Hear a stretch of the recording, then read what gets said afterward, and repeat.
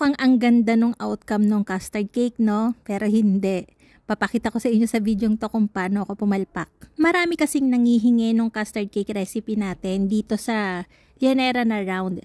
Kaya lang, mahal kasi yung costing nun since purong egg yolk yung ginagamit ko doon. So, nagte-testing ako kung paano ko siya mapapa-lower yung costing. Dito muna tayo sa paggawa ng ating caramel.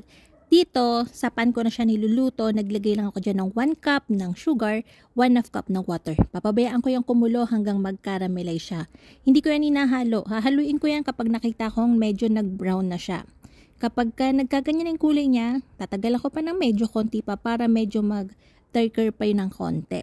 Mas maganda kung sa mismong Llanera tayo nagka-caramelize. Kaya lang, nanghihinayang kasi ako doon sa mga Llanera ko. Sayang naman kung masisira agad. Tapos ayan, isasali na natin yan dito sa ating mga Llanera. Ang size nitong Llanera nito is 4.5 yung diameter niya, inch, tapos 1.5 inch yung taas. Sakto lang to dito, pwede nyo rin gawin tong recipe na to sa 8 inch na round pan. Kung gusto nyo ganito din yung size, pwede to sa 6 din na large na Llanera. Dito na tayo sa paggawa ng flan. Dito na ako pumalpak. Ang ginagamit ko nga dun kasi is pure egg yolk. Kaya matigas and firm yung kinakalabasan ng custard cake natin. Pero since mahal nga yung itlog, sabi ko, i-combine ko na lang. May nabibilang kasi ako ditong murang egg yolk, kaya nagagawa ko yun. So, imimix ko na lang yung recipe ko ng mix na whole egg tsaka egg yolk, yun yung ginamit ko para dito.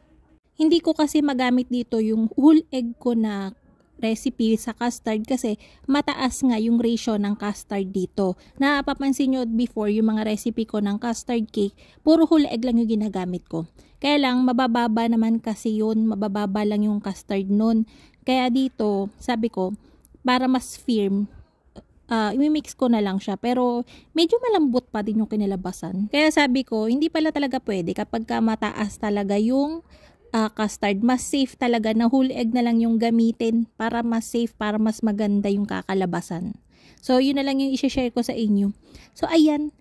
Dinivide ko lang yan, sakto lang din yun dito sa ating 6 na Llanera. Tapos dito tayo sa paggawa ng chiffon. Alam nyo na naman to, tong recipe na to. Ang dami-dami nang nakagawa nito. So dito meron tayong 3 pirasong large na itlog. Isa-separate lang natin yung egg yolk sa egg whites. Tapos yung egg yolks, i-whisk natin hanggang maging frothy. Tapos maglalagay tayo ng 2 tablespoon ng sugar, 1/4 teaspoon ng salt, 2 tablespoon ng oil, 2 tablespoon ng milk, tapos vanilla extract. Emol ko yung ginagamit ko, and then imimix lang natin yan until combined. Tapos magsisift na tayo dito ng 1/2 cup ng cake flour plus 2 tablespoon. Okay? Medyo disappointed nga ako dun sa kinalabasan kasi naiisip ko pwede naman mag-work naman siya since nakakapagawa naman ako ng custard cake talaga ng whole egg. Ito, kinumbine ko na. Ba't ganun? Bakit napipilas pa din? So, ewan ko, siguro more on pa tayo, practice para makuha natin yan. Tapos, ayun na nga, dito na tayo sa paggawa ng ating merang. Meron ako ditong 1/4 cup ng sugar, tapos 1/2 teaspoon ng baking powder. Nilagay ko na yan directly, pwede naman Tapos, ayan, minix lang natin yan hanggang maging medium peaks. Magtataka kayo bakit nilagay ko yung baking powder dun sa merang. Pwede naman yung gamitin pang stabilize ng egg whites kung kaysa gagamit pa kayo ng cream of tartar. Tapos ayan, kinumbine ko na yung egg yolk butter natin do sa ating merang and then fold. Hindi ko na nga sana to i-upload, kaya lang pinakita ko na lang din para lang ma-realize nyo na nagsisimula lang din naman talaga ako sa trial and error. Kaya lang pagka may binibigay ako sa inyong recipe, talagang ilang beses ko na yung nagawa o talagang yun na talaga yung ginagamit ko na foolproof na kung baga pati yung mga techniques.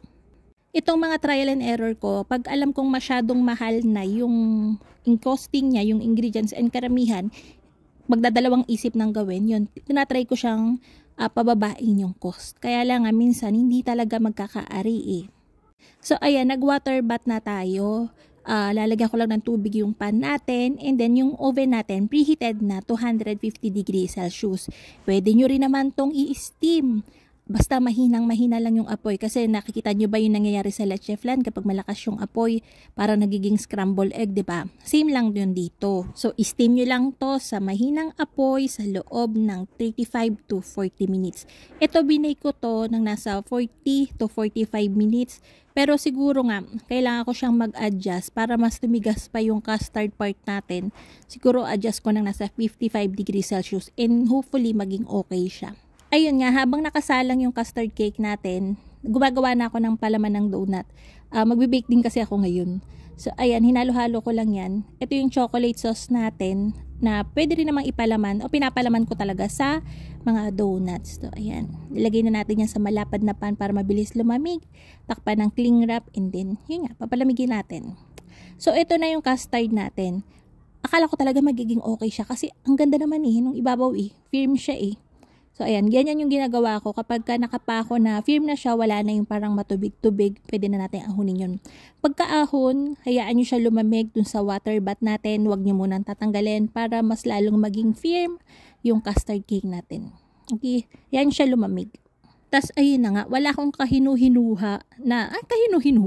kaalam-alam na hindi pala maganda yung kakalabasan niya kasi firm naman Pagkataob ko, yun nakita ko talaga napunit yung nasa mga parteng katabi ng pan.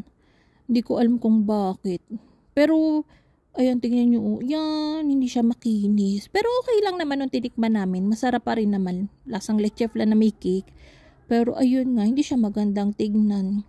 Kaya ayun, sana ma-appreciate nyo yung mga chef, yung mga nagbibigay ng recipe, ng techniques. Kasi bago talaga nila ma-come up yung ganon, maraming trial and error din.